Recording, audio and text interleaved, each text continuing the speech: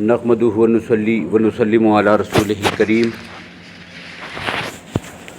اما بعد فاعوذ باللہ من الشیطان الرجیم بسم اللہ الرحمن الرحیم وَسَيُجَنَّبُهَا الْأَتْقَى الَّذِي يُؤْتِي مَالَهُ يَتَزَكَّى صدق اللہ العظیم۔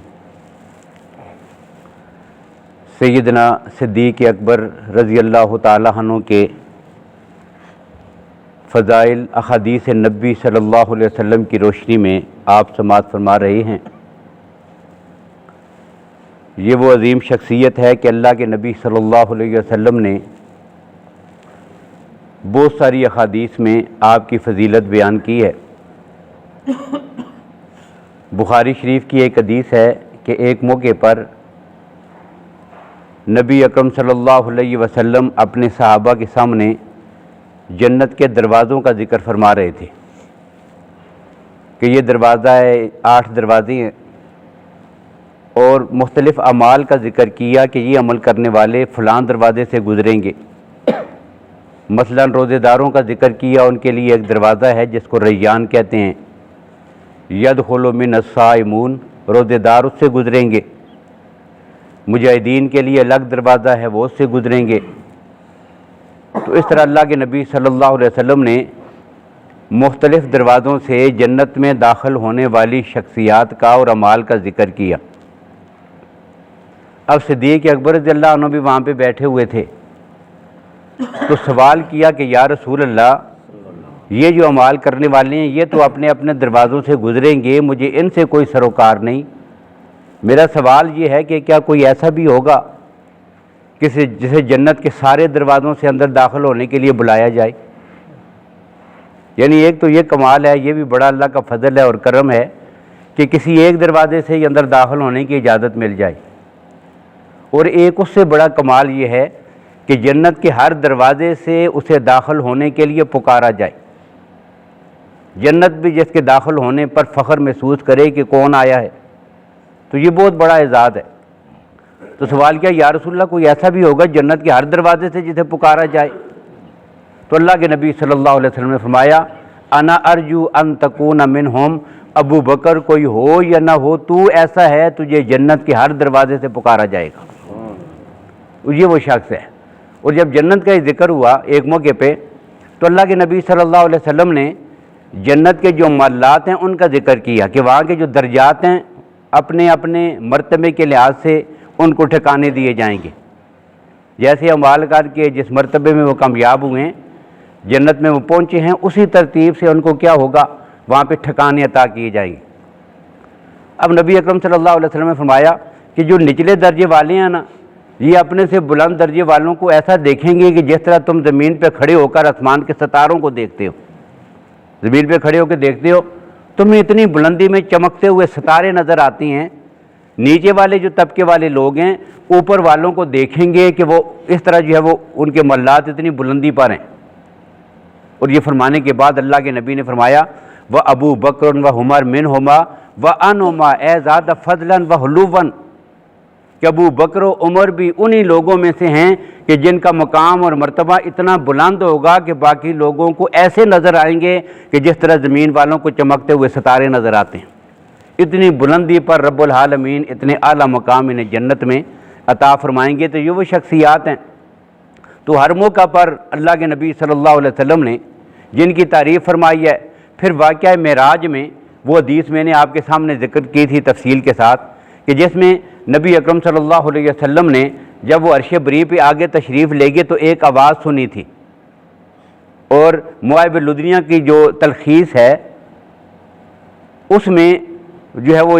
ذکر کی گئی ہے وہ حدیث۔ اور اس حدیث میں کیا ہے کہ اللہ کے نبی صلی اللہ علیہ وسلم فرماتے ہیں کہ میں نے آواز سنی، اور آواز تھی سیدنا ابو بکر صدیق رضی اللہ تعالیٰ عنہ کی۔ تو میں نے رب کے حضور پیش ہو کے سوال کیا، یا اللہ ابو بکر یہاں پہ کیسے آ گئے؟ اس کی آواز میں نے کیسے سن لی ہے؟ تو اللہ نے بتایا کہ اصل میں وجہ یہ ہے کہ یہ آواز براہ راست ابو بکر کی نہیں تھی، بلکہ اللہ نے ایک فرشتے کی زبان سے سنائی ہے، لیکن آواز ابو بکر کی آواز میں ملا کر سنائی گئی ہے، اس لیے کہ جس کے ساتھ انسان کا تعلق انس اور قرب ہوتا ہے، جب آدمی اس کی آواز سنے یا اس کا تذکرہ ہو تو انسان کی وحشت ختم ہو جاتی ہے، انسان کو حوصلہ ہوتا ہے۔ اور یہ ابو بکر کون ہے؟ وہ انیسوں کا فی دنیا والآخرہ، دنیا اور آخرت میں جسے میں نے تیرا غم گسار بنا دیا ہے وہ ابو بکر ہے۔ اور اسی موقع پہ ایک جملہ پھر یہ دوبارہ دہرایا گیا تھا، انت وہو خلقت من طینۃ واحدہ، میں نے تجھے بھی اور سیدنا ابو بکر کو بھی تم دونوں کو ایک ہی مٹی سے پیدا کیا ہے، دنیا اور آخرت میں تیرا ساتھی اور غم گسار ایک ہی ہے، وہی ہے۔ اور پھر جبریل امین نے جو درخواست کی تھی اس کے جواب میں بھی اللہ کی ذات نے یہی بات فرمائی کہ جبریل تجھے سفارش کرنے کی اجازت ہے، لیکن صرف انہی کے لیے، من یحبو کا و صاحبہ کا، کہ جو تیری ذات کے ساتھ محبت کرتا ہے اور ابو بکر سے محبت کرتا ہے، ایسے ہی لوگوں کو جنت میں داخلے کی بلا اجازت ملے گی جبریل امین کو، باقی کے لیے کوئی اجازت نہیں ہے۔ تو وہاں پر بھی اللہ نے ان کا مقام بلند کر دیا۔ اور ایک حدیث ہے ترمذی شریف میں، اللہ کے نبی صلی اللہ علیہ وسلم فرماتے ہیں جب معراج کے سفر سے واپس تشریف لانے لگے تو جبریل کہتے ہیں کہ میں نے دیکھا کہ نبی اکرم صلی اللہ علیہ وسلم کسی بات کو سوچ رہے ہیں۔ میں نے پوچھا یا رسول اللہ کیا سوچ رہے ہو؟ تو اللہ کے نبی نے ارشاد فرمایا جبریل یہ اتنا عظیم واقعہ، اتنی عظمتیں، اتنا مقام اللہ نے آج مجھے راتوں رات تھوڑے سے وقت میں عطا کر دیا ہے، جب میں اپنی قوم کے سامنے جا کر اس کو ذکر کروں گا تو کوئی نہیں مانے گا، اب ان کو کیسے سمجھاؤں گا، کوئی نہیں تسلیم نہیں کرے گا۔ تو جبریل امین نے بے ساختہ کہا یا رسول اللہ اگر کوئی مانے یا نہ مانے ابو بکر مانے گا۔ اور سیدنا صدیق اکبر کو صدیق کہنے کی ایک وجہ یہ بھی ہے، اسی موقع پہ اللہ کے نبی نے فرمایا کہ وہ کیوں نہ مانے، اس لیے کہ وہ ہے ہی صدیق، اسی وجہ سے تو صدیق اکبر کا لقب ملا ہے کہ یہ ہر موقع پر ہر بات میں اپنے نبی کی تصدیق کرتا ہے۔ تو یہ وہ عظمت اللہ نے ان کو عطا کی ہوئی تھی، اور یہ وہ شخصیت ہے کہ جس نے ہر جنگ کے موقع پر غزوہ بدر ہے، غزوہ بدر کے حوالے سے سیدنا صدیق اکبر رضی اللہ عنہ کو جو عظمتیں عطا ہوئی ہیں، نبی اکرم صلی اللہ علیہ وسلم اس میدان میں پہنچ کے اب ایک جگہ پر اللہ کے نبی صلی اللہ علیہ وسلم کے لیے ایک چھپر بنایا گیا جس میں رات بھر اللہ کے نبی کھڑے ہو کر عبادت کرتے رہے۔ لشکر اس جگہ پہ جا کے ٹھہر گیا، صبح جو ہے وہ جنگ ہونی ہے، مقام بدر میں پہنچ گئے ہیں 313 اصحاب رسول۔ اب نبی اکرم صلی اللہ علیہ وسلم کے لیے ایک چھپر بنایا گیا ہے عریشہ، اور اس پر جو ہے وہ اوپر کھجوروں کے پتے ڈال کر چھوٹی سی چھت بنائی گئی ہے، چھوٹا سا وہ چھپر سا ہے۔ اللہ کے نبی نے اپنا مصلی مبارک اس میں بچھایا اور رات کو عبادت کرنی اور اپنے رب کو پکارنا شروع کر دیا۔ قرآن پاک نے اس کا ذکر کیا ہے، استستغیثون ربکم، میرے نبی وہ وقت یاد کرو کہ جب تم اپنے رب کو مدد کے لیے پکار رہے تھے، ساری رات دعا کرتے رہے، اور دعا کیا تھی؟ اللہم ان تولک ھذہ الاصحاب لا توبت فی الارض ابدا، یا اللہ میری پوری زندگی کی جو محنت اور کمائی ہے نا وہ یہ 313 ہیں جو تیرے سامنے لا کے کھڑے کر دیے ہیں، اگر اپنے دین کو باقی رکھنا ہے تو ان کو فتح عطا کر۔ ہاں چاہتا ہے کہ قیامت تک تیرا نام لینے والا کوئی نہ ہو، تو پھر تیری مرضی جس طرح جو معاملہ ہوتا ہے ہو جائے، اگر تو ان کو کامیابی اور دین کو باقی رکھنا چاہتا ہے تو میرے صحابہ کو فتح عطا کر۔ یہی ساری رات اللہ کے نبی مانگتے رہے۔ اب اس عریشے میں جہاں اللہ کے نبی آرام کھڑے ہو کر عبادت فرما رہے تھے رات بھر، اب آپ کا چوکیداری رات بھر کس نے کی ہے؟ صدیق اکبر رضی اللہ عنہ۔ اور رات کو کئی بار یا کفار نے حملہ کرنے کی کوشش کی، جب بھی کوئی قریب آتا صدیق اکبر رضی اللہ تعالیٰ عنہ اس پہ حملہ کر کے اسے واپس لٹا دیتے۔ ساری رات جس نے اپنے نبی کی اس مقام پہ کھڑے ہو کر چوکیداری کی ہے یہ ابو بکر صدیق ہے۔ اور یہی وجہ ہے کہ سیدنا علی المرتضیٰ رضی اللہ تعالیٰ عنہ کا دور خلافت ہے، اور اپنے دور خلافت میں ایک دن صدیق اکبر جو سامنے آدمی کھڑے موجود تھے دربار میں، سب سے کہتے ہیں، فرماتے ہیں مجھے بتاؤ کہ سب سے زیادہ بہادر کون ہے، اس امت کا سب سے زیادہ بہادر آدمی کون ہے؟ ایک آدمی کھڑا ہوا کہنے لگا امیر المومنین آپ ہیں، آپ سب سے زیادہ بہادر ہیں۔ فرمایا نہیں، میں ایک اور آدمی کی بات کر رہا ہوں، سب سے زیادہ بہادر کا ذکر کرو، بتاؤ وہ کون ہے؟ اب سارے چپ ہو گئے۔ تو سیدنا علی فرماتے ہیں کہ دیکھو وہ وقت یاد کرو کہ جب اللہ کے نبی صلی اللہ علیہ وسلم رات کو چھپر میں تھے اور صدیق اکبر آپ کے ساتھ کھڑے ہو کر دشمنوں کی طرف جو ہے پہرا دے رہے تھے نبی اکرم صلی اللہ علیہ وسلم کا، اور دشمنوں کے راستے میں رکاوٹ تھے، یہ مشکل ترین وقت تھا۔ اس وقت جس نے اپنے نبی کی چوکیداری کی ہے فہوا اشجع الناس، اس امت کا یہ سب سے زیادہ بہادر آدمی ہے، اور یہ کون ہے؟ یہ سیدنا ابو بکر صدیق ہیں۔ تو اس ایک واقعہ یہ ہوا، اور پھر یہ جو جنگ ہے، جنگ ختم ہو گئی، اس جنگ میں جو لوگ آئے تھے جنگ ختم ہو گئی۔ بعد میں سیدنا صدیق اکبر رضی اللہ عنہ کے جو بیٹے تھے عبد الرحمن بن ابی بکر، یہ اس وقت مسلمان نہیں تھے اس جنگ کے موقع پر، اور یہ کفار کی طرف سے آئے ہوئے تھے۔ والد جو ہے وہ نبی اکرم صلی اللہ علیہ وسلم کے ساتھ ہیں، عبد الرحمن بن ابو بکر جو ہے وہ کفار کے لشکر میں آئے ہوئے ہیں۔ اب جنگ ہو گئی، ختم ہو گئی، چلے گئے۔ بعد میں جب انہوں نے اسلام قبول کیا عبد الرحمن بن ابی بکر نے، تو ایک موقع پہ کہتے ہیں ابو جان جب جنگ بدر ہو رہی تھی نا، تو ایک موقع بالکل ایسا آیا تھا کہ آپ بالکل میری تلوار کی زد میں آگے تھے۔ اگر میں صرف ایک بات کا خیال نہ رکھتا کہ تو میرا باپ ہے تو میں تجھے قتل کر سکتا تھا۔ اب یہ بات جب سنی تو صدیق اکبر رضی اللہ عنہ کہنے لگی اللہ کی قسم تو ہے جس نے مجھے چھوڑ دیا تھا، اگر اس موقع پہ تو میری آنکھوں کے سامنے آتا اور تو نے رشتے کا لحاظ کیا ہے، تو جس نے رسول اللہ کے ساتھ رشتہ جوڑ لیا ہے اس کے بعد اس کا کسی اور کے ساتھ رشتہ نہیں جوڑ سکتا۔ اصل رشتہ ہمارا نبی اکرم صلی اللہ علیہ وسلم کی نسبت سے ہے، اگر تو میری تلوار کی زد میں آتا تو کسی صورت میں کبھی تجھے نہ چھوڑتا۔ تو یہ وہ شخصیت ہے، اور یہ وہ شخص ہے کہ ہر جنگ میں اللہ کے نبی صلی اللہ علیہ وسلم نے بنفس نفیس 27 غزوات میں شرکت فرمائی ہے، 27 جنگوں میں خود قیادت فرمائی،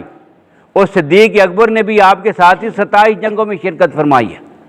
اور پھر یہ وہ شخصیت ہے کہ جس نے غزوہ تبوک میں، جنگ تبوک ہے، اب جنگ تبوک میں اللہ کے نبی صلی اللہ علیہ وسلم نے چندے کا اعلان فرمایا تھا کہ لمبا سفر ہے، رومیوں کے ساتھ جنگ ہے، بہت بڑا ان کا لشکر ہے، اس لیے ہمیں جو ہے زیادہ مال کی ضرورت ہے، اسلحے کی بھی ضرورت ہے، لشکر بھی ہمارا بڑا ہے، 30,000 صحابہ کرام، اور مقابلے میں کتنے ہیں؟ 2.5 لاکھ رومی، 2.5 لاکھ کے مقابلے کے لیے 30,000 صحابہ کرام، یہ بڑی ایک جماعت جا رہی تھی۔ اب ان کے لیے ساز و سامان کی، اسلحے کی، کھانے کی، ان چیزوں کی ضرورت ہے، تو نبی اکرم صلی اللہ علیہ وسلم نے اعلان فرمایا تھا۔ اب جب اعلان ہوا تو ہر آدمی نے اپنی اپنی ترتیب کے مطابق آگے لا کے جو کچھ تھا دے دیا۔ سیدنا فاروق اعظم رضی اللہ تعالیٰ عنہ نے اپنے گھر کا آدھا سامان جو کچھ گھر میں تھا اس کو اکٹھا کیا، آدھا گھر والوں کے لیے چھوڑا، آدھا اٹھا کے رسول اللہ کی خدمت میں پیش کر دیا۔ سیدنا عثمان رضی اللہ تعالیٰ عنہ نے بہت زیادہ دیا، عبد الرحمن ابن عوف رضی اللہ عنہ مالدار تھے، بہت زیادہ مال عطا کیا۔ ایک آدمی کے پاس کچھ نہیں تھا، مزدوری کر کے 1 کلو کھجوریں لا کے دے دی، بس اپنی اپنی ترتیب کے مطابق۔ لیکن انہی دینے والوں میں سے ایک وہ بھی تھا کہ جب اپنا مال لے کے حضور کے پاس آیا، اللہ کے نبی نے پوچھا ما باقی تھا، کیا باقی چھوڑ کے آئے ہو؟ کہتا ہے جی اللہ اور اس کے رسول کا نام چھوڑ کے آیا ہوں، باقی دیوار کے ساتھ جو سوئی لگائی ہوئی تھی نا وہ بھی اتار کے لا کے رکھ دی ہے۔ اب یہ یوں اپنے مال کو پیش کرنے والا یہ کون ہے؟ یہ سیدنا صدیق اکبر رضی اللہ تعالیٰ عنہ کی ذات گرامی ہے۔ اور اسی کو جو ہے وہ خواجہ حسن مجذوب نے کہا تھا کہ اصحاب پاک مصطفیٰ کو حق نے کیا جگر دیا، یہ پیغمبر کے صحابہ ہیں، اللہ نے ان کو کیا حوصلہ دیا تھا، کیا ہمت تھی، کیا سخاوت تھی، سب کچھ اپنے نبی کے لٹانے کے لیے تیار تھے۔ اصحاب پاک مصطفیٰ کو حق نے کیا جگر دیا، بہر کول بے دڑک سب نے مال و زر دیا، اور کسی نے نصف لا دیا، کسی نے ثلث مال دیا، کسی نے نصف لا دیا، مگر عائشہ کے باپ نے دیا تو اس قدر دیا خدا کے نام کے سوا جو کچھ تھا لا کے در دیا، صرف اللہ کا نام چھوڑا ہے۔ اور اقبال نے بھی پھر اس موقع بڑی عجیب بات کہی ہے، علامہ اقبال نے جو اس موقع کی وہ منظر کشی کی ہے نا اپنی کتاب میں، تو اقبال کہتے ہیں کہ اتنے میں وہ رفیق نبوت بھی آ گیا، نبی اکرم صلی اللہ علیہ وسلم کا رفیق ہے، سارے مال لا رہی ہیں، غزوہ تبوک کا تذکرہ ہے، کہتا ہے اتنے میں وہ رفیق نبوت بھی آ گیا جس سے بنائے عشق و محبت ہے استوار، کائنات میں جب تک عشق و محبت کا تذکرہ ہوگا نا، یاد رکھیے گا، یہ اقبال نے کوئی عام سی بات نہیں کہی ہے، یہ صرف شاعری کا ایک جملہ نہیں ہے، بندہ مومن کے عقیدے اور ایمان کی اصل اور اساس اور بنیاد ہے۔ کیا کہ وہ آدمی آیا جس سے بنائے عشق و محبت ہے استوار، قیامت تک جو اللہ اور اس کے رسول کی محبت کا دعویٰ کرے گا نا،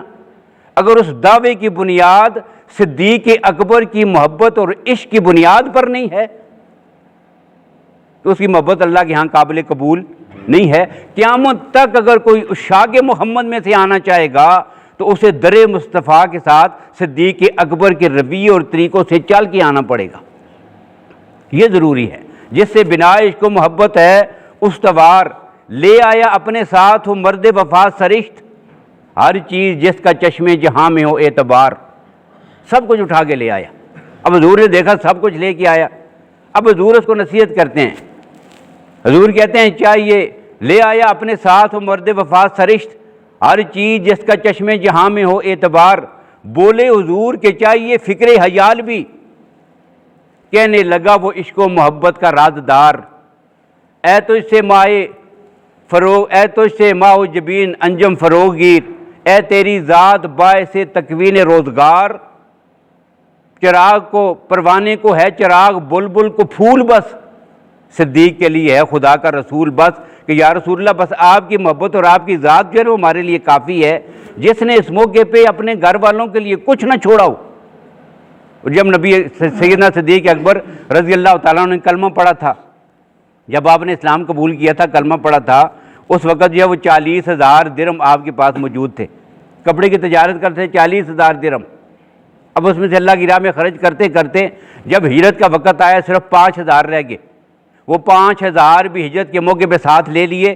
راستے میں کہیں کام آئیں گے، گھر والوں کے لیے کچھ نہیں چھوڑا۔ اب پیچھے دادا نے جو ہے ان کے والد محترم نے اپنی پوتی سے پوچھا بھی تھا، اسما بنت ابی بکر سے، وہ کہتے ہیں دادا محترم آئے اپنی پوتی سے کہتے ہیں وہ والد تو تمہارا چلا گیا ہے، اب بتاؤ نے تمہارے لیے کچھ چھوڑا ہے؟ اب انہوں نے کیا کیا، کنکریاں ایک پتھر کپڑے میں ڈالی، اوپر سے بوڑھے باپ کا جن کی نظر چلی گئی تھی ہاتھ پھیرا، کہا کہ یہ سارے پیسے ہی تو ہیں۔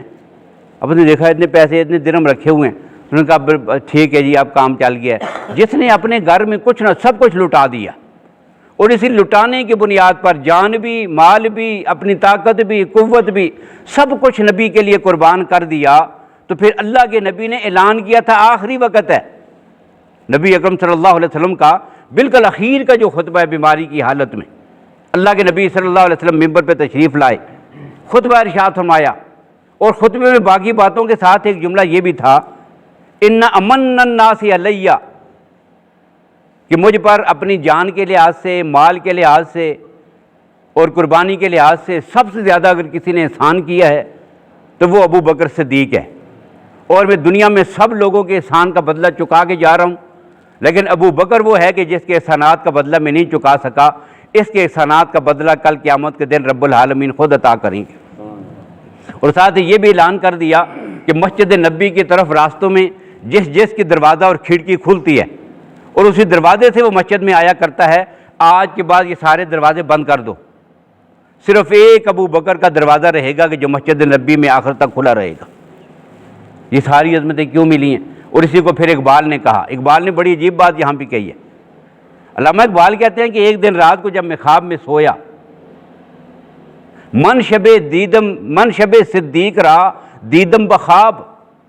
کہ ایک دن میں نے صدیق اکبر رضی اللہ تعالیٰ عنہ کی زیارت کی حالت خواب میں، اور پھر میں نے ان سے گفتگو کر کے اپنے لیے کچھ قیمتی چیزیں جو ہے وہ انمول چیزیں جمع کی ہیں، اور پھر صدیق اکبر کا انہوں نے تعارف شروع کر دیا۔ اب اقبال کی جو شاعری ہے نا، وہ قرآن و سنت کی اور احادیث کی انہی آیات کی روشنی اور نبی اکرم صلی اللہ علیہ وسلم کے فرامین، اللہ کے نبی نے کیا فرمایا تھا، ان امن الناس، سب سے زیادہ مجھ پر احسان کرنے والا ابو بکر ہے۔ تو اقبال نے پھر اسی لفظ کو اپنے شعر میں استعمال کیا، امن الناس بر مولا ہما، کون ابو بکر کہ جس نے میرے نبی پر سب سے زیادہ احسان کیے ہیں، کلیم میں اول سینہ ہما، کہ جس طرح حضرت موسیٰ کلیم اللہ کوہ طور پہ جا کے رب سے ہم کلام ہوئے تو تنہا اور اکیلے تھے، یہ کیا ہے، یہ معراج موسیٰ ہے، اور ہجرت کے سفر میں تنہا غار میں جس نے میرے نبی کا دیدار کیا ہے یہ صدیق اکبر ہے، یہ معراج صدیق اکبر ہے۔ موسیٰ کیا ہیں؟ موسیٰ کلیم اللہ ہے اور صدیق اکبر کلیم مصطفیٰ ہے۔ کلیم میں اول سینہ ما، اور ہمت او کشت ملت را چو ابر، ثانی اسلام و غار و بدر و قبر، کہ وہ کہ جس کی ہمت نے اس امت کو بالکل ختم ہو رہی تھی، یہ امت جس طرح کھیتی بالکل جل کے ختم ہونے کے قریب ہوتی ہے نا، تو پھر رحمت کی زور کی جب بارش ہوتی ہے تو پھر کھیتیاں لہلانے لگتی ہیں۔ ایک وقت ایسا آیا تھا امت پر کہ جب مشکلات میں گری ہوئی تھی تو اس کے لیے رحمت کی بارش بس بن کے جو برسا ہے وہ صدیق اکبر ہے، اور کیوں نہ ہو ثانی اسلام، سب سے پہلا کائنات کا مومن اللہ کے نبی ہیں، اور نبی کے بعد جس نے پیغمبر کا کلمہ پڑھا وہ دوسرے نمبر پر وہ ابو بکر ہے۔ ثانی اسلام و غار و بدر و قبر، غار میں اللہ کے نبی ہیں، ساتھ دوسرا ابو بکر، بدر میں اللہ کے نبی ہیں، ساتھ کھڑا ابو بکر، اور قبر میں جدھر اللہ کے نبی ہیں ساتھ سویا ہوا ابو بکر۔ یہ ساری عظمتیں ذکر کی ہیں کس نے؟ علامہ اقبال نے اپنی شاعری میں۔ اور اصل حدیث کیا ہے؟ وہی کہ جس کو اللہ کے نبی نے فرمایا کہ لوگوں سب سے زیادہ مجھ پر جس نے احسان کیے ہیں وہ سیدنا صدیق اکبر رضی اللہ تعالیٰ عنہ کی ذات گرامی ہے۔ تو یہ سارے فضائل اللہ نے عطا کیے ہیں کس کو؟ سیدنا صدیق اکبر رضی اللہ تعالیٰ عنہ کو۔ اور اللہ کے نبی ان کو اتنا مقام دیتے تھے، صدیق اکبر رضی اللہ عنہ کو نبی اکرم صلی اللہ علیہ وسلم کی محفل میں اتنا مقام حاصل تھا، اللہ کے نبی مشورہ پوچھتے تھے۔ اب مشورے میں صدیق اکبر کی رائے کو ہمیشہ ترجیح دیا کرتے تھے، صدیق اکبر کی رائے آ جاتی۔ بلکہ ایک موقع ایسا بھی آیا حدیث میں موجود ہے، ایک موقع ایسا ہوا صدیق اکبر نے ایک رائے دے دی، ساتھ ہی حضرت عمر بیٹھے ہوئے تھے، دوسری رائے انہوں نے دی۔ اب ان دونوں کی رائے مختلف ہے، ایک کی رائے اور ہے، دوسری کی رائے اور ہے، ظاہر رائے مختلف ہو سکتی ہے آدمی کی۔ اب مشورہ جو دیا مختلف تھا تو اللہ کے نبی صلی اللہ علیہ وسلم نے فیصلہ فرمانے سے پہلے ایک بڑی عجیب بات ارشاد فرمائی۔ فرمایا ابو بکر و عمر سنو، لو اتفقتما ما خالفتکما،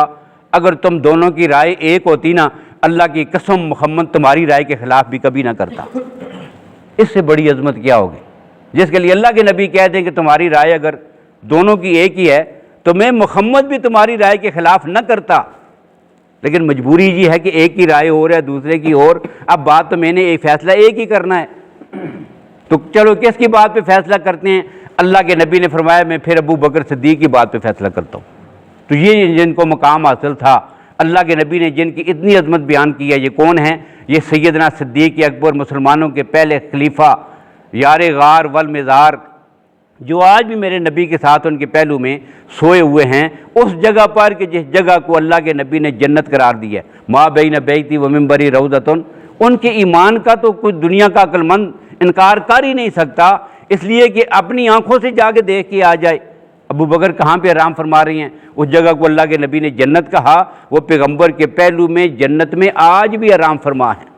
تو یہ وہ شخصیت ہے۔ باقی گفتگو انشاءاللہ کل۔ اللہ تعالیٰ ہم سب کو تمام صحابہ کرام رضی اللہ عنہم کی سچی عقیدت محبت نصیب فرمائیں اور ان کے نقش قدم پہ چلنے کی توفیق نصیب فرمائیں۔